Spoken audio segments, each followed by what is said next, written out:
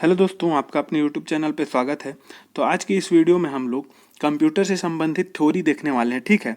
तो इसको हम लोग एक एक या दो दो चैप्टर करके एक वीडियो में कंबाइन करके देखेंगे, ठीक है। यदि आपको एक बार में समझ ना आए तो इस वीडियो को 2 बार 3 बार ऐसे करके प्ले कर करके देखें और उसको याद करते चलें, ठीक है। क्योंकि जो क्वेश्चंस आ रहे हैं एग्जाम में वो इसी में से लगभग मिलते जुलते आ रहे हैं, ठीक है। तो चलिए स्टार्ट करते हैं। तो आज हम देखेंगे क्या, प्रोग्रामिंग भाषा, ठीक है। उसी को क्या बोलते हैं, प्रोग्रामिंग लैंग्वेज। तो इसमें क्या दिया है, हम जानते हैं कि कंप्यूटर एक मशीन है तथा वह मनुष्य की सामान्य भाषा को नहीं समझ सकता। इसलिए कंप्यूटर के प्रोग्रामों को विशेष प्रकार की भाषा में लिखा जाता है, ठीक है। हम लोग जो बोलते हैं उस भाषा को वो नहीं समझ पाता, इसलिए कंप्यूटर के लिए क्या, एक विशेष प्रोग्राम विशेष प्रकार की भाषाओं में लिखा जाता है, ठीक है। जो प्रोग्राम है उसको अलग प्रकार की भाषा में लिखा जाता है। इन भाषाओं को कंप्यूटर आसानी से समझ सकता है। इन भाषाओं को क्या बोलते हैं, प्रोग्रामिंग भाषा बोलते हैं, ठीक है। अब क्या है, कंप्यूटर में किसी भी विशेष कार्य को करने के लिए और समस्या के निदान के लिए एक सॉफ्टवेयर की आवश्यकता होती है, ठीक है। विशेष कार्य को करने के लिए और समस्या के निदान के लिए एक सॉफ्टवेयर की आवश्यकता होती है। ऐसे सॉफ्टवेयर के निर्माण के लिए प्रोग्रामिंग भाषा की आवश्यकता होती है। उसके लिए क्या, किसका जरूरत पड़ता है, प्रोग्रामिंग भाषा मतलब प्रोग्रामिंग लैंग्वेज की आवश्यकता होती है। जो व्यक्ति प्रोग्राम या सॉफ्टवेयर लिखता है, ठीक है, उसे प्रोग्रामर कहा जाता है, ठीक। अब किसी भी सॉफ्टवेयर को डिजाइन करने के पूर्व कुछ चरणों में डिजाइनिंग की रूपरेखा तैयार की जाती है। कोई भी प्रोग्राम बनाते हैं तो डिजाइन करने के पूर्व कुछ स्टेप्स में क्या किया जाता है, डिजाइन की जो रूपरेखा है, फॉर्मेट है, उसको तय किया जाता है, जिसके लिए कुछ महत्वपूर्ण चरणों का प्रयोग करते हैं। पहले तो फ्लो चार्ट, फिर एल्गोरिदम और सूडो कोड, ये सब, ठीक है। इन चरणों को हम लोग क्या करते हैं, फॉलो करते हैं। अब उसके बाद एल्गोरिदम, किसी भी प्रॉब्लम को सॉल्व करने के लिए बनाई गई प्रक्रिया को चरणबद्ध तरीके से लिखना एल्गोरिदम कहलाता है। जैसे कि कोई भी, जैसे एक इक्वेशन है, अब उसमें प्लस माइनस डिवाइड मल्टीप्लाई सब है, तो उसको किस प्रक्रिया से हम लोग करेंगे, बोर्ड मास से। कैसे, पहले डिवाइड करेंगे, फिर उसके बाद किसको करेंगे, मल्टीप्लाई को सॉल्व करेंगे, उसके बाद प्लस को, फिर माइनस को। तो उसको क्या कर रहे हैं हम लोग, सॉल्व करने के लिए एक प्रक्रिया जो है उसको चरणबद्ध किए हैं यहाँ पे, पहले डिवाइड, फिर मल्टीप्लाई, फिर प्लस, फिर माइनस, ऐसे करके। तो ये क्या कहलाता है, ये एल्गोरिदम कहलाता है, ठीक है। तो उसी को यहाँ पे बोल रहा है, किसी भी प्रॉब्लम को सॉल्व करने के लिए बनाई गई प्रक्रिया को, जो प्रोसेस रहता है, उसको चरणबद्ध तरीके से लिखना क्या कहलाता है, एल्गोरिदम कहलाता है। एल्गोरिदम छोटे छोटे कंस्ट्रक्शन का समूह होता है। जैसे कि यहाँ पे है, क्या बोल रहे हैं हम लोग, डिवाइड करेंगे, तो डिवाइड क्या है, एक इंस्ट्रक्शन है। अब फिर उसके बाद मल्टीप्लाई करेंगे, वो भी एक इंस्ट्रक्शन है। वैसे ही प्लस माइनस भी क्या है, इंस्ट्रक्शन है, ठीक है। तो छोटे छोटे इंस्ट्रक्शन का क्या है, ये पूरा समूह है जो एल्गोरिदम है, वो जो यह बताता है कि किस प्रक्रिया के बाद कौन सी प्रक्रिया की जानी है। जैसे यहाँ प्लस के बाद मल्टीप्लाई, मल्टीप्लाई के बाद डिवाइड के बाद मल्टीप्लाई, मल्टीप्लाई के बाद प्लस, फिर माइनस, ठीक है। कौन सी प्रक्रिया की जानी है। किसी भी प्रोग्राम को लॉजिक डिजाइन करने के लिए, किसी भी प्रोग्राम की लॉजिक डिजाइन करने के लिए पहले एल्गोरिदम बनाया जाता है, और एल्गोरिदम को किसी प्रोग्रामिंग लैंग्वेज में लिखने की क्रिया क्या कहलाती है, कोडिंग कहलाती है। तो सबसे पहले तो लॉजिक डिजाइन करने के लिए क्या किया जाता है, एल्गोरिदम बनाया जाता है, ठीक है। कोई भी प्रोग्राम है उसको लॉजिक डिजाइन करने के लिए क्या किया जाता है, एल्गोरिदम बनाया जाता है। और फिर एल्गोरिदम को किसी प्रोग्रामिंग लैंग्वेज में लिखने के लिए उस एल्गोरिदम को प्रोग्रामिंग लैंग्वेज, जैसे यहाँ पे एल्गोरिदम हम लोग क्या बनाए, पहले डिवाइड, फिर मल्टीप्लाई, फिर प्लस, फिर माइनस, तो ये एल्गोरिदम बन गया। अब उसको प्रोग्रामिंग लैंग्वेज में लिखने के लिए क्या करेंगे हम लोग, कोडिंग करते हैं, ठीक है। तो जो प्रोसेस है उसको क्या बोलते हैं, कोडिंग कहते हैं उसको। जैसे हमें दो संख्याओं को जोड़ने के लिए एक प्रोग्राम बनाना है, तो प्रोग्राम बनाने के पहले हम उसके लिए एल्गोरिदम लिखेंगे, ठीक है। अब उसके बाद आता है फ्लो चार्ट। तो एल्गोरिदम में लिखे लॉजिक को ग्राफिकल रूप में प्रदर्शित करने के लिए, एल्गोरिदम में जो भी लिखा हुआ लॉजिक है उसको क्या, ग्राफिकल रूप में प्रदर्शित करने के लिए फ्लो चार्ट का उपयोग किया जाता है। जैसे यहाँ पे दिया हुआ है साइड में, ठीक है। इसमें सभी प्रकार के निर्देशों के लिए अलग अलग आकृति का प्रयोग किया जाता है।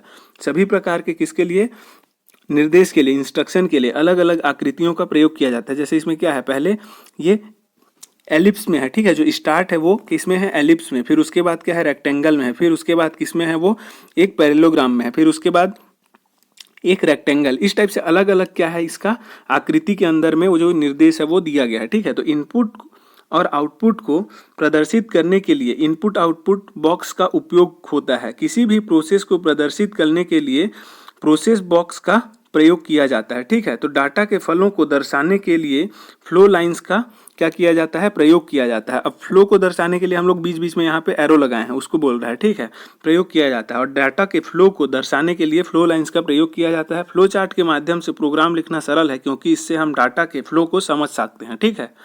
फिर आता है सूडो कोड। मनुष्य के समझने योग्य सामान्य भाषा में एल्गोरिदम और फ्लो चार्ट में दिखाई लॉजिक को क्या बोलते हैं, दिखाया लॉजिक को लिखने की प्रक्रिया सूडो कोड कहलाती है। मनुष्य जिसको समझ सकता है उस भाषा में लिखे एल्गोरिदम और फ्लो चार्ट में दिखाए गए लॉजिक को क्या बोलते हैं, दिखाए गए लॉजिक को लिखने की क्या प्रक्रिया, जो प्रोसेस है, उसको सूडो कोड बोलते हैं। सूडो कोड कंप्यूटर की प्रोग्राम की भाषा और ह्यूमन लैंग्वेज के बीच मध्यस्थता का कार्य करता है, ठीक है। जो क्या कंप्यूटर की जो प्रोग्राम की भाषा है, ठीक है, जो क्या है एकदम लोअर लैंग्वेज है, ठीक है, और ह्यूमन लैंग्वेज के बीच जो हम लोग प्रोग्रामिंग करते हैं हाई लेवल लैंग्वेज, उसके बीच में क्या मध्यस्थता का कार्य करता है सूडो कोड। तो सूडो कोड को पढ़कर प्रोग्रामर आसानी से क्या करता है, प्रोग्राम की कोडिंग लिख सकता है, ठीक है। जैसे कि यहाँ पे क्या क्या अलग अलग लैंग्वेज दिया है उसको हम लोग देखते हैं। तो यहाँ पे पहले तो फ्लो चार्ट को देख लेते हैं। क्या है, पहले स्टार्ट करना है, फिर उसके बाद क्या है declare variable num1 num2 please, फिर उसमें के बाद क्या है सम, उसके बाद क्या होगा रीड num1 एंड num2, उसके बाद क्या होगा add num1 and num2 and assign value to sum, ठीक है। ये क्या बोल रहा है, 3 वेरिएबल यहाँ पे क्या कर रहा है, ये डिक्लेयर कर रहा है। क्या क्या, नंबर 1 नंबर 2 और एक सम करके ये वेरिएबल है। उसमें क्या करेगा, पहले नंबर 1 और नंबर 2 को क्या करना है, वो रीड करेगा। फिर उसके बाद क्या करेगा, जिसको रीड किया है नंबर 1 और नंबर 2 उसको क्या करेगा, ऐड करेगा। फिर उससे जो वैल्यू आया है उसको किसको दे देगा, सम को दे देगा, यहाँ जो वेरिएबल डिक्लेयर किया है उसको, ठीक है। तो सम इज इक्वल टू कितना हो जाएगा, num1 प्लस num2, ठीक है। फिर उसको क्या करेगा, प्रिंट करेगा जो सम का वैल्यू आया है उसको। फिर उसके बाद क्या हो जाएगा, स्टॉप हो जाएगा। तो ये ऐसा है, क्या है, फ्लो चार्ट है, ठीक है। तो ऐसा हम लोग क्या करते हैं, पहले प्रोग्रामिंग से पहले ऐसे बनाया जाता है, ठीक है। कोडिंग करने से पहले, प्रोग्रामिंग लैंग्वेज बनाने से पहले ऐसा किया जाता है। अब उसमें लैंग्वेज, तो लैंग्वेज क्या क्या होता है, एक लोअर लैंग्वेज होता है, लोअर लेवल लैंग्वेज, फिर मिडिल लेवल लैंग्वेज, फिर हाई लेवल लैंग्वेज। अब लोअर लेवल लैंग्वेज को क्या बोलते हैं, मशीन लैंग्वेज, जिसको क्या बोलते हैं, कंप्यूटर समझता है वो वाला है, ठीक है। अब मिडिल लेवल लैंग्वेज क्या है, असेंबली लैंग्वेज है, ठीक है। और हाई लेवल लैंग्वेज क्या आता है, जिसको हम लोग प्रोग्रामिंग करते हैं, जैसे C++, जावा, ये सब क्या है, हाई लेवल लैंग्वेज है। फिर इसके अंदर में क्या क्या आता है, हाई लेवल लैंग्वेज में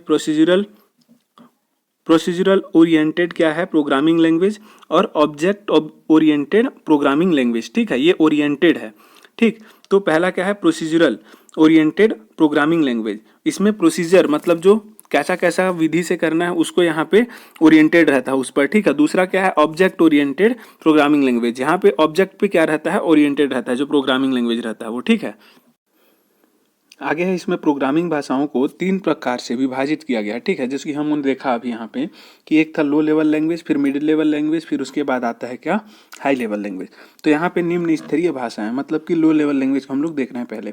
तो कंप्यूटर की वह भाषा जो कि प्रारंभिक समय में प्रयोग किया जाता था तथा इन्हीं के आधारों पर आधुनिक भाषाओं या उच्च स्तरीय भाषाओं का विकास किया गया, इन्हें मशीन लेवल लैंग्वेज कहते हैं, ठीक है। लो लेवल लैंग्वेज को ही क्या बोलते हैं, मशीन लेवल लैंग्वेज बोलते हैं, ठीक है। क्या होता था पहले जो समय में जो उपयोग किया जाता था जिस भाषा का, उसको क्या बोलते हैं, लो लेवल लैंग्वेज। तथा इन्हीं के आधार पर जो है आधुनिक जो भाषा है हाई लेवल लैंग्वेज, उनका क्या हुआ है, उच्च स्तरीय भाषा बोल रहा है, मतलब कि हाई लेवल लैंग्वेज, ठीक है, उसका क्या हुआ है, विकास हुआ है, ठीक है। अब मशीन लेवल लैंग्वेज, इस भाषा को बाइनरी भाषा भी कहा जाता है, जो 0 और 1 से बनता है, ठीक है। किससे, 0 और 1 से बनता है, कौन, ये जो मशीन लेवल लैंग्वेज है वो, ठीक है। मशीन लैंग्वेज जो रहता है वो भाषा बाइनरी भाषा भी कहा जाता है उसको, जो 0 और 1 से क्या बनता है, ठीक है। यह कंप्यूटर की मातृभाषा है, अर्थात कंप्यूटर द्वारा बाइनरी संख्या ही समझी जाती है। इस भाषा में प्रोग्रामिंग करना बहुत कठिन है। मशीन भाषा को निम्न स्तरीय भाषा भी कहते हैं, इसी को क्या बोलते हैं, लो लेवल लैंग्वेज, ठीक है। अब मशीनी लैंग्वेज जो है, लो लेवल लैंग्वेज और बाइनरी लैंग्वेज और डिजिटल लैंग्वेज, द्विधारी भाषा, ये क्या है, सभी टर्म बाइनरी भाषाओं में उपयोग किए जाते हैं, ठीक है।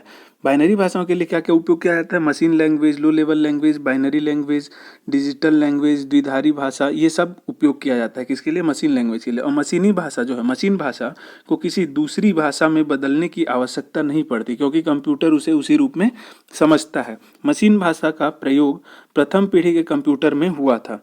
फिर मशीन भाषा में कोड लिखना और उसे याद रख पाना बहुत ही कठिन था। इस कठिनाई को दूर करने के लिए दूसरी पीढ़ी के कंप्यूटर में एक नए लैंग्वेज का प्रयोग किया गया, जिसे असेंबली लैंग्वेज बोलते हैं, ठीक है। असेंबली लैंग्वेज जो है 1952 में किसने, डॉक्टर गैसोफर ने क्या किया था, उसका आविष्कार किया था।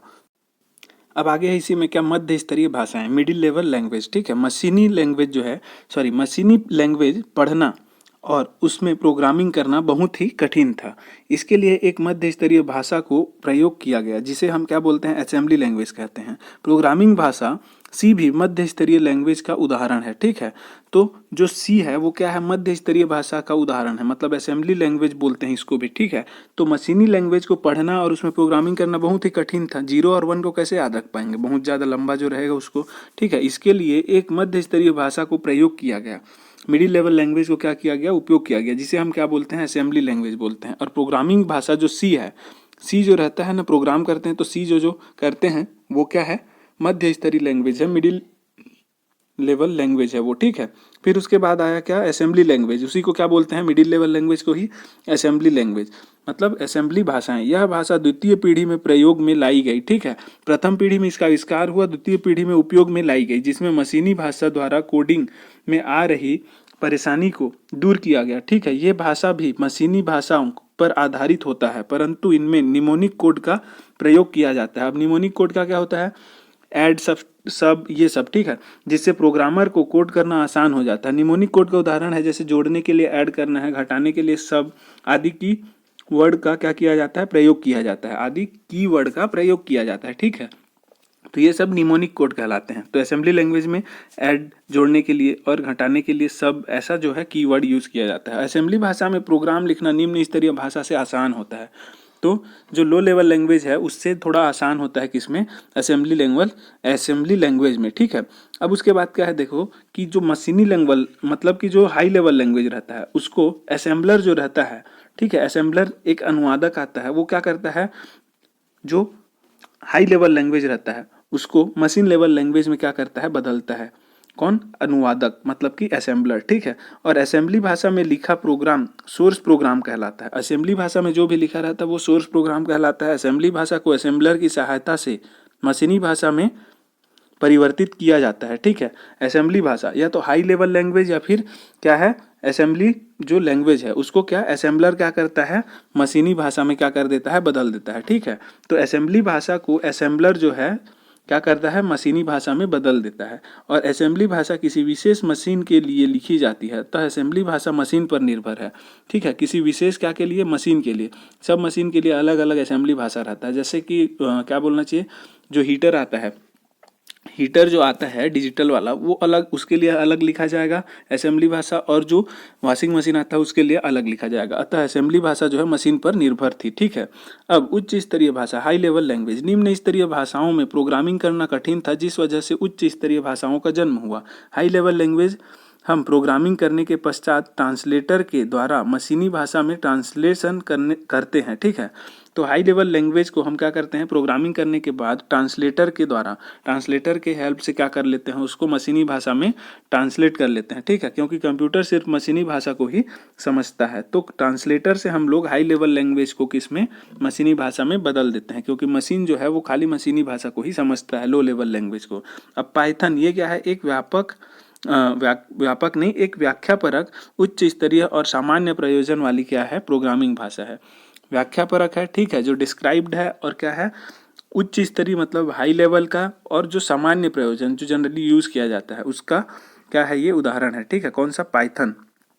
उच्च स्तरीय भाषा में प्रोग्राम लिखना और पढ़ना आसान होता है। उच्च स्तरीय भाषा, हाई लेवल लैंग्वेज, और क्या है ये, HLL जो हाई लेवल लैंग्वेज है उसका शॉर्ट फॉर्म, यह सभी टर्म उच्च स्तरीय भाषा के लिए उपयोग किए जाते हैं। उच्च स्तरीय भाषा का प्रयोग तृतीय पीढ़ी से प्रारंभ हुआ, ठीक है। तृतीय पीढ़ी से क्या, उच्च स्तरीय भाषा।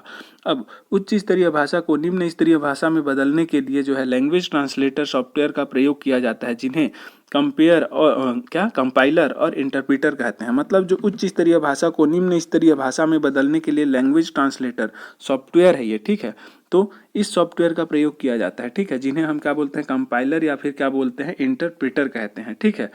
अब ये तो हो गया एक। अब इसके ऊपर में हमने क्या पढ़ा था कि जो हाई लेवल लैंग्वेज है, ठीक है, हाई लेवल लैंग्वेज उसको प्रोग्रामिंग करने के पश्चात ट्रांसलेटर के द्वारा क्या कर लेते हैं हम लोग, मशीनी भाषा में क्या कर लेते हैं, ट्रांसलेट कर लेते हैं, ठीक है।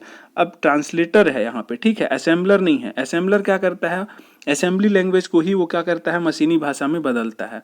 वहाँ पे हमने उसको गलती से क्या बोल दिया था कि वो हाई लेवल लैंग्वेज को क्या करता है, मशीनी लैंग्वेज बदलता है। नहीं, जो वो क्या करता है, असेंबली लैंग्वेज में जो रहता है उसी को क्या करता है, वो मशीनी भाषा में बदल सकता है। जो हाई लेवल लैंग्वेज रहता है उसको क्या, उसके लिए लैंग्वेज ट्रांसलेटर सॉफ्टवेयर की इस्तेमाल किया जाता है। ठीक है, जैसे कि क्या, कंपाइलर और इंटरप्रीटर, इस तरह के। अब हम लोग देख लिए हैं क्या, हाई लेवल लैंग्वेज। तो ठीक है, उसके बारे में अब हम लोग कुछ देख लेते हैं कि कौन कौन से हाई लेवल लैंग्वेज कब कब क्या अस्तित्व में आए। ठीक है, तो पहला है इसमें क्या, फॉर्ट्रेन। फॉर्ट्रेन का फुल फॉर्म क्या है, फार्मूला ट्रांसलेशन। इसको किसने बनाया था, जॉन बेकस ने। ठीक है, कब बनाया था, 1957 में। और किस लिए बनाया था, गणितीय सूत्रों का हल करने के लिए।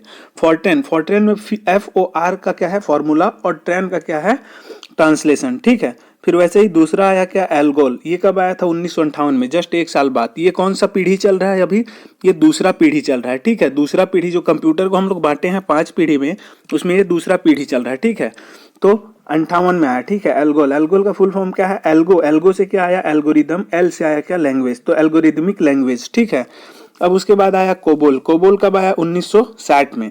इसका फुल फॉर्म क्या है, CO का क्या है, कॉमन। B का क्या है, बिजनेस। O का ओरिएंटेड। L का लैंग्वेज। तो इसका क्या हो गया full form, common business oriented language. ठीक है, ये किस लिए आया था अस्तित्व में, व्यावसायिक कार्य के लिए। ठीक है, अब उसके बाद आया क्या, स्नोबॉल। ये कब आया, 1962 में। किसने बनाया था इसको, बेल लेबोरेटरीज ने बनाया था। और किस लिए बनाया था इसको, प्रतीकात्मक प्रस्तुति के लिए। ठीक है, प्रतीकात्मक प्रस्तुति के लिए इसको किसने बनाया था, बेल लेबोरेटरीज ने बनाया था इसको। ठीक है, स्नोबॉल को। अब उसके बाद आया क्या, बेसिक। बेसिक कब आया, 1965 में। ठीक है, अब 1965 में आया था, मतलब ये कौन सा आ गया, अब तृतीय पीढ़ी, मतलब तीसरा पीढ़ी आ गया। ठीक है, तीसरा पीढ़ी के कंप्यूटर में ये सब आया है। ठीक है, तो बेसिक जो है 1965 में आया। इसका फुल फॉर्म क्या है, बिगिनर्स। बी का बिगिनर्स, ए का ऑल पर्पज। ठीक है, बी का बिगिनर्स, ए का ऑल पर्पज, एस का सिंबॉलिक, आई का क्या है, इंस्ट्रक्शन। ठीक है, तो basic all purpose symbolic instruction code. ठीक है, तो इसका फुल फॉर्म क्या हो जाएगा, basic all purpose symbolic instruction code. इसको किसने बनाया था, जॉन कैमेली और थॉमस कूटज ने। ठीक है, किसके लिए बनाया था, किस लिए, इसको व्यावसायिक कार्य के लिए बनाया गया था। ठीक है, उसमें जो प्रशिक्षितु होते जो है ना, जो सीखने वाले जो रहते हैं, प्रशिक्षु हेतु मील का पत्थर साबित हुआ था। ठीक है, जैसे कोई सीख रहा है, कोडिंग सीख रहा है, उसके लिए ये क्या है, एकदम बेसिक है। इसलिए इसको क्या बोला गया है, beginners all purpose symbolic instruction code. ठीक है, अगला आता है फिर पास्कल। कब आया, 1968 में। इसको किसने बनाया था, प्रोफेसर निकोलस ने बनाया था। ठीक है, ये भी कौन से पीढ़ी का है, तीसरे पीढ़ी का। फिर उसके बाद आया क्या, सी जो है ये क्या है, एक असेंबली लैंग्वेज है। मतलब कि ये क्या है, ना तो ये हाई लेवल लैंग्वेज है, ना ही लो लेवल लैंग्वेज है, ये क्या है, मिडिल लेवल लैंग्वेज है। ठीक है, ये क्या कब आया था, 1972 में। किसने बनाया था, बेल लेबोरेटरीज ने। तो बेल लेबोरेटरीज ने और कौन सा बनाया है, स्नोबॉल। कब, 1962 में। उसके बाद आया है क्या, कॉमन। ये कब आया, 1975 में। इसका फुल फॉर्म क्या है, कॉमन, क्या, COM का आ गया, कॉमन। उसके बाद आया ए का एल्गोरिदमिक, एल का लैंग्वेज, तो कॉमन एल्गोरिदमिक लैंग्वेज। ठीक है, फिर उसके बाद C++ आया। C++ कब आया, 1989 में। ये क्या है, सी लैंग्वेज जो है उसका क्या है, ये विस्तारित रूप है। ये ऑब्जेक्टिव ओरिएंटेड लैंग्वेज है ये। ठीक है, ये क्या है, ऑब्जेक्टिव ओरिएंटेड लैंग्वेज है। उसके बाद आता है क्या, जावा। जावा कब आया, 1995 में। ये जो है इंटरनेट बेस्ड एप्लीकेशन में यूज होने वाला प्रोग्रामिंग लैंग्वेज है। ठीक है, तो इंटरनेट बेस्ड एप्लीकेशन जो रहता है, ठीक है, जो कि इंटरनेट के हेल्प से चलता है, ऐसा एप्लीकेशन, उसमें यूज होने वाला क्या है, ये प्रोग्रामिंग लैंग्वेज है। इसको किसने बनाया था, सन माइक्रो सिस्टम ने। ठीक है, इसको याद करने का तरीका क्या है, सन से क्या निकलता है, लावा। लावा क्या है, जावा। तो सन माइक्रो ने इसको क्या बनाया था, सिस्टम, सन माइक्रो सिस्टम ने क्या बनाया था, जावा। ठीक है, तो ये हो गया। अब उसके बाद आता है HTML। ये कब, 1980 में आया था। ठीक है, जो वर्ल्ड वाइड वेब है, www जो हम लोग सर्च मारते हैं तो लिखते हैं। ठीक है, www, उसका जो वर्ल्ड वाइड वेब है उसके डिजाइन करने के लिए उपयोग होने वाला क्या है, ये ओरिएंटेड लैंग्वेज है। ठीक है, HTML। ठीक है, इसका फुल फॉर्म क्या है, हाइपर टेक्स्ट मार्कअप लैंग्वेज। ठीक है, इसको किसने बनाया था, टिम बर्नर्स-ली के द्वारा इसको बनाया गया था। उसके बाद आता है ओरेकल। फिर उसके बाद आता है लोगो। लोगो जो है ये बच्चों की शिक्षा के लिए इसको बनाया गया था। इस कोडिंग लैंग्वेज को जो है ना, हाई लेवल लैंग्वेज जो है लोगो, उसको 1979 में, 1979 में इसको बच्चों के लिए शिक्षा के लिए बनाया गया था। ठीक है, अब इसको किसने बनाया था? बेल लेबोरेटरीज ने। तो बेल लेबोरेटरीज ने और क्या क्या बनाया है? स्नोबॉल बनाया, फिर सी बनाया, फिर उसके बाद C++ बनाया। अब क्या आ गया? फिर ये लोगो आ गया। ठीक है, इस चारों को क्या किसने बनाया है? बेल लेबोरेटरीज ने बनाया है। ठीक है, तो इसको याद करना है पूरा। अब आता है क्या? भाषा अनुवादक, मतलब कि लैंग्वेज ट्रांसलेटर। ठीक है, यह ऐसा प्रोग्राम होता है जो उच्च स्तरीय भाषा में लिखे गए प्रोग्रामों को मशीनी भाषा में ट्रांसलेट करता है। यह 3 प्रकार के होते हैं। एक होता है असेंबलर। ये क्या करता है? असेंबलर एक सिस्टम प्रोग्राम है, यह असेंबली भाषा को मशीनी भाषा में बदलता है। ठीक है, मिडिल लेवल लैंग्वेज को किस में बदलता है? ये हाई मतलब लो लेवल लैंग्वेज में ये बदलता है। ठीक है, मशीनी भाषा में बदलता है। तो असेंबलर के लेफ्ट साइड में यहाँ पे क्या है? असेंबली लैंग्वेज है, उसके ऊपर में क्या लिखा है? Source code. और राइट साइड में क्या है? मशीन लैंग्वेज, और उसके ऊपर में क्या लिखा है? Object code. ठीक है, तो सोर्स कोड और ऑब्जेक्ट कोड क्या है आगे उसको हम लोग यहाँ पे से देखेंगे। लेकिन यहाँ पे समझना ये है कि असेंबलर जो है वो क्या है? असेंबली लैंग्वेज जो रहता है उसको मशीन लैंग्वेज में बदलता है। ठीक है, उसके बाद आता है कंपाइलर। तो कंपाइलर एक सिस्टम प्रोग्राम है। ठीक है, असेंबलर एक क्या है? सिस्टम प्रोग्राम है। कंपाइलर भी क्या है? सिस्टम प्रोग्राम है, जो उच्च स्तरीय भाषा को मशीनी भाषा में बदलता है। मतलब हाई लेवल लैंग्वेज को ये किस में बदलता है? मशीनी भाषा में। इससे पहले जो है असेंबलर किस में बदलता था? मशीनी भाषा में। किसको? ये मिडिल लेवल लैंग्वेज को बदलता था। और कंपाइलर हाई लेवल लैंग्वेज को किसमें बदलता है? मशीनी भाषा में। ठीक है, यह एक साथ ही पूरे प्रोग्राम को या कोड को मशीन लैंग्वेज में बदलता है। कंपाइलर क्या करता है? जैसे एक साथ में पूरा एक पेज का मान के चलो प्रोग्राम है, तो उसको एक साथ में क्या कर देता है? पूरे प्रोग्राम को या फिर जो कोड लिखा रहता है उसको मशीनी लैंग्वेज में बदलता है। इसलिए इसकी गति क्या है? एकदम ज़्यादा है। ठीक है, यह पूरे प्रोग्राम को एक बार में अनुवादित करता है परंतु क्रियान्वित नहीं करता। ये क्या कर देता है? उसको मतलब अनुवाद तो कर देता है, ट्रांसलेट कर देता है, लेकिन उसको क्या नहीं करता? क्रियान्वित नहीं करता है। ठीक है, और कंपाइलर जो है सोर्स कोड को ऑब्जेक्ट कोड में बदलने का कार्य करता है। क्या करता है? सोर्स कोड को ऑब्जेक्ट कोड में बदलने का कार्य करता है। ठीक है, तो यहाँ पे आप देखेंगे कि कंपाइलर के लेफ्ट में क्या है? हाई लेवल लैंग्वेज है और उसके ऊपर सोर्स कोड लिखा है। फिर इधर राइट साइड में लो लेवल लैंग्वेज है और उसके ऊपर में ऑब्जेक्ट कोड लिखा है। ठीक है, अब ये क्या करता है? हाई लेवल लैंग्वेज को लो लेवल लैंग्वेज में बदल देता है, सोर्स कोड को ऑब्जेक्ट कोड में बदल देता है। ठीक है, उसका कार्य करता है क्या? कंपाइलर। उसके बाद आता है इंटरप्रीटर। यह भी उच्च स्तरीय भाषा को मशीनी भाषा में बदलता है, परंतु यह प्रोग्राम को या कोड को लाइन बाय लाइन अनुवाद करता है। ठीक है, ये जो है उच्च स्तरीय भाषा को क्या करता है? मशीनी भाषा में बदल देता है, लेकिन ये जो है ना प्रोग्राम को लाइन बाय लाइन करता है, एक एक लाइन करके क्या करता है? ये अनुवाद करता है, ट्रांसलेट करता है। यह कंपाइलर की अपेक्षा धीमी गति से कार्य करता है, परंतु इसकी शुद्धता अच्छी होती है। अब देखिए कि एक पेज को हम लोग एक बार में ट्रांसलेट करेंगे तो वहाँ पे तो क्या त्रुटि आएगा ही और उसका स्पीड ज़्यादा होगा ही। ठीक है, लेकिन इसमें क्या होता है? इंटरप्रीटर में ये एक पेज को एक साथ में नहीं करता कंपाइलर के जैसे अनुवाद। ठीक है, ये क्या करता है? एक पेज में जैसे कोड लिखा है तो उसमें जो लाइन बाय लाइन, ठीक है, एक एक लाइन को क्या करता है? ये ट्रांसलेट करते जाता है, पहले लाइन को, फिर दूसरे लाइन को, फिर तीसरे लाइन को। अब एक एक लाइन को करेगा तो इसमें त्रुटि कम होगा। ठीक है, तो इसमें क्या होता है? शुद्धता अच्छी होती है। ठीक है, और गति क्या हो जाएगा? इससे एक एक लाइन करेगा तो धीमी हो जाएगी। ठीक है, तो कंपाइलर की अपेक्षा धीमी गति होती है, पर शुद्धता क्या होती है? अच्छी होती है। अब इसमें दिया है ये फिगर में इंटरप्रीटर। इसके लेफ्ट साइड में क्या है? हाई लेवल लैंग्वेज है, उसके ऊपर में सोर्स कोड लिखा है। राइट साइड में क्या है? लोअर लेवल लैंग्वेज और उसके ऊपर में ऑब्जेक्ट कोड लिखा है। ठीक है, तो अब हम लोग समझ गए क्या? कंपाइलर, इंटरप्रीटर और असेंबलर हम लोग देख लिए। अब उसके बाद हम लोग जो है कंपाइलर और इंटरप्रीटर में अंतर देखते हैं यहाँ पे। ठीक है, तो कंपाइलर है लेफ्ट साइड में, राइट साइड में इंटरप्रीटर है, आप लोग देख रहे होंगे। तो कंपाइलर में क्या है? ये पूरे प्रोग्राम को क्या कर लेता है? एक साथ परिवर्तित करता है, मतलब पेज वाइज ये क्या करता है? परिवर्तित करता है। और इंटरप्रीटर एक एक लाइन क्या करता है? अनुवाद करता है। ठीक है, लाइन टू लाइन। और कंपाइलर क्या करता है? पूरे प्रोग्राम को मशीनी भाषा में परिवर्तित कर सभी गलतियों एक साथ बताता है। मतलब जितना भी गलतियां रहता है ना, गलती रहता है जिसको वो पकड़ सकता है, जितना गलती पकड़ में आता है उसको एक साथ में बताता है। और ये क्या करता है? दूसरा वाला मतलब जो इंटरप्रीटर है वो क्या करता है? एक लाइन को मशीन भाषा में परिवर्तित कर उसकी गलतियां बताता है और उस दोष के दूर हो जाने पर ही वो आगे बढ़ता है। ठीक है, इसमें क्या होता है कि वो पूरे पेज को एक साथ करता है। कौन सा? कंपाइलर।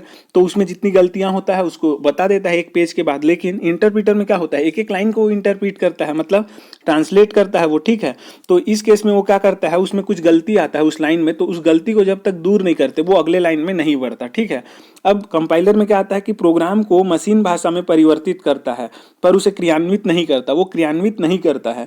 और जो इंटरप्रीटर है वो प्रोग्राम को मशीनी भाषा में परिवर्तित कर उसे क्रियान्वित भी करता है। ठीक है, अब उसके बाद कंपाइलर में क्या है? यह क्रियान्वयन में कम समय लगाता है, मतलब ये जो है कंपाइलर वो क्रियान्वयन में क्या करता है, कम समय लगाता है, लेकिन ये जो इंटरप्रीटर है वो अधिक समय लगाता है, ठीक है, क्रियान्वयन में। और क्या होता है, इंटरप्रीटर में जो है असिद्धियां दूर करने में तीव्र होता है। जो इंटरप्रीटर है वो अशुद्धि जो रहता है, ठीक है, उसको दूर करने में क्या होता है, एकदम फास्ट होता है। और ये जो रहता है कंपाइलर, वो अशुद्धियों को हटाने में क्या होता है, धीरा मतलब धीमा होता है, धीरे धीरे वो क्या करता है, अशुद्धियों को दूर करता है, ठीक है। इसमें अब आगे नोट करके दिया है जो इम्पोर्टेंट मतलब कुछ कुछ बताया गया है कि इसका मतलब क्या होता है उसको। तो हार्ड कॉपी, हार्ड कॉपी क्या होता है, यह आउटपुट, वह आउटपुट जिसे देखा या छुआ जा सकता है, यह परमानेंट होता है, ठीक है, उसे हार्ड कॉपी कहते हैं। जैसे क्या, प्रिंटेड डॉक्यूमेंट, फॉर्म आदि, ठीक है। अब सॉफ्ट कॉपी क्या है, वह आउटपुट जिसे केवल देखा जा सकता है उसे सॉफ्ट कॉपी कहते हैं। क्या बोलते हैं, सॉफ्ट कॉपी। यह परमानेंट नहीं होता, इसमें सुधार संभव है। जैसे कंप्यूटर में है तो उसको हम लोग क्या है, उसको छू नहीं सकते, ठीक है, और इसमें सुधार संभव रहता है, ठीक है। जैसे कि मॉनिटर पर दिखता हुआ क्या, डॉक्यूमेंट, फॉर्म आदि, ठीक है। अब उसके बाद सोर्स कोड और ऑब्जेक्ट कोड जो आया था अभी कंपाइलर और किसमें, असेंबलर और इंटरप्रीटर में, ठीक है। तो उसमें बताऊंगा बोला था मैं। तो सोर्स कोड क्या होता है, प्रोग्रामर द्वारा लिखा गया सेट ऑफ प्रोग्राम, मतलब जो प्रोग्राम का जो समूह रहता है जिसको प्रोग्रामर द्वारा लिखा गया है, जिसके द्वारा सॉफ्टवेयर का निर्माण हुआ है, ठीक है, जिस प्रोग्राम के द्वारा क्या सॉफ्टवेयर का निर्माण हुआ है। क्यों, क्योंकि प्रोग्राम का जो समूह है वो क्या होता है, सॉफ्टवेयर होता है। वह हाई लेवल लैंग्वेज में लिखे ऐसे कोड को सोर्स कोड कहते हैं, ठीक है। तो प्रोग्रामर द्वारा लिखा गया सेट ऑफ प्रोग्राम जिसके द्वारा वह सॉफ्टवेयर का निर्माण किया हुआ है, ठीक है, हाई लेवल लैंग्वेज में लिखे ऐसे कोड को क्या बोला जाता है, सोर्स कोड कहा जाता है, ठीक है। जिसको हम लोग इनपुट के रूप में दे रहे हैं, कुछ कोड करके उसमें निर्देश दे रहे हैं, ठीक है, इंस्ट्रक्शन दे रहे हैं कुछ कोडिंग लैंग्वेज में, ठीक है, तो उसको क्या बोलेंगे, सोर्स कोड। अब आता है कि है इसमें ऑब्जेक्ट कोड। तो ऑब्जेक्ट कोड क्या है, सोर्स कोड को लैंग्वेज ट्रांसलेटर सॉफ्टवेयर द्वारा मशीन लैंग्वेज में बदला जाता है, ठीक है। जो सोर्स कोड जिसको प्रोग्रामर क्या इंस्ट्रक्शन के रूप में दिया है, उसको जब हम लोग मशीन लैंग्वेज में बदलते हैं तो सोर्स कोड के इसी बदले हुए रूप को क्या बोला जाता है, ऑब्जेक्ट कोड बोला जाता है, ठीक है। अब लिंकर क्या है, वह वास्तविक भाषा में लिखे प्रोग्राम को अनुवाद करने के पश्चात उसे ऑब्जेक्ट फाइल के साथ एग्जीक्यूटेबल फाइल बना देता है, ठीक है। जो वास्तविक भाषा में लिखे प्रोग्राम को अनुवाद करने के पश्चात उसे ऑब्जेक्ट फाइल के साथ एग्जीक्यूटेबल फाइल बना देता है, क्या, लिंकर, ठीक है। अब उसके बाद आता है लूपिंग। यह एक कंट्रोल स्ट्रक्चर है, कंट्रोल स्ट्रक्चर है जो प्रोग्राम की विशेष स्थितियों को बार बार दोहराता है। लूपिंग मतलब क्या होता है, बार बार दोहराना। जैसे कि गाना सुनते हैं, ठीक है, किसी ऐप में, तो उसमें क्या हो जाता है, एक ही गाना को रिपीट मोड में जो हम लोग सुनते हैं तो वो क्या हो जाता है, लूप ऑन हो जाता है, ठीक है। तो वो क्या कर रहा है, बस उसी प्रोग्राम को किसी विशेष स्थिति को क्या कर रहा है, बार बार दोहरा रहा है, मतलब उसी गाना को बार बार दोहरा रहा है। वैसे ही इसमें क्या है, यह एक कंट्रोल स्ट्रक्चर है जो प्रोग्राम की कोई भी एक विशेष स्थिति है, जैसे कि किसी प्रोग्राम में ऐड करना क्या है, एक विशेष स्थिति है, तो उसी को वो बार बार दोहराएगा, तो वो क्या कहलाएगा, लूपिंग कहलाता है, ठीक है। अब उसके बाद आता है लोडर। यह एक सिस्टम सॉफ्टवेयर है जो एग्जीक्यूटेबल प्रोग्राम को मेन मेमोरी में लोड करने का कार्य करता है। क्या है ये, सिस्टम सॉफ्टवेयर है। कौन सा, लोडर। लोडर जो है वो क्या है, सिस्टम सॉफ्टवेयर। मतलब कि सिस्टम सॉफ्टवेयर हम लोग उसी को बोलते हैं, किसको, ऑपरेटिंग सिस्टम को। जो एग्जीक्यूटेबल प्रोग्राम जो रहता है, जो कि एग्जीक्यूटेबल प्रोग्राम मतलब कि जो लागू होने लायक जो प्रोग्राम रहता है, ठीक है, चलने लायक जो प्रोग्राम रहता है, उसको मेन मेमोरी में लोड करने का कार्य करता है कौन, लोडर, ठीक है। लोडर मतलब कि वो कुछ लोड कर रहा है, इससे समझ में आ रहा है नाम से, ठीक है। तो वहीं पे ये है कि यह एक सिस्टम सॉफ्टवेयर है जो एग्जीक्यूटेबल प्रोग्राम, जो चलने लायक, जो रनिंग कंडीशन में जो प्रोग्राम रहते हैं उनको क्या करता है, मेन मेमोरी में लोड करने का कार्य करता है, ठीक है। अब उसके बाद आता है इंटरफेस। तो कंप्यूटर सिस्टम और यूजर के मध्य जो संबंध रहता है उसको हम लोग क्या बोलते हैं, इंटरफेस कहते हैं। VBA प्रोग्रामिंग, यह जो है कि इसमें होता है माइक्रोसॉफ्ट एक्सेल के जो है ना एप्लीकेशन में क्या किया जाता है, इसको अनुप्रयोग में किया जाता है, किसको, VBA प्रोग्रामिंग को, ठीक है। तो माइक्रोसॉफ्ट एक्सेल जो MS एक्सेल रहता है उसके अनुप्रयोग में, मतलब उसके एप्लीकेशन में इसका यूज किया जाता है, किसका, VBA प्रोग्रामिंग का, ठीक है। अब उसके बाद क्या बोल रहा है, HTML का प्रयोग वेब पेज डिजाइन के लिए किया जाता है। अभी हमने देखा था HTML मतलब हाइपर टेक्स्ट मार्कअप लैंग्वेज, किसने बनाया था, टिम बर्नर्स ली ने बनाया था इसको, ठीक है। क्यों, क्योंकि www जो वेब पेज जैसे रहता है उसको डिजाइन करने के लिए क्या किया जाता है, HTML लैंग्वेज का प्रयोग किया जाता है, ठीक है। अब इसमें आता है लिस्प, ठीक है, उसका फुल फॉर्म क्या होता है, लिस्ट प्रोसेसिंग, मतलब कि लिस्ट प्रोसेसिंग, ठीक है। अब ये क्या बोल रहा है, यह 5वीं पीढ़ी में उपयोग होने वाली लैंग्वेज है, इसका संबंध आर्टिफिशियल इंटेलिजेंस से है, ठीक है। तो ये जो है लिस्प, LISP, लिस्ट प्रोसेसिंग, ये क्या है, 5वीं पीढ़ी में उपयोग होने वाला लैंग्वेज है, ठीक है, 5वीं पीढ़ी में। जो कि कब से स्टार्ट हुआ है, 1990 से आगे जो अभी तक चल रहा है, ये क्या है, 5वां पीढ़ी है, ठीक है। इसका संबंध किससे है, आर्टिफिशियल इंटेलिजेंस से है, ठीक है।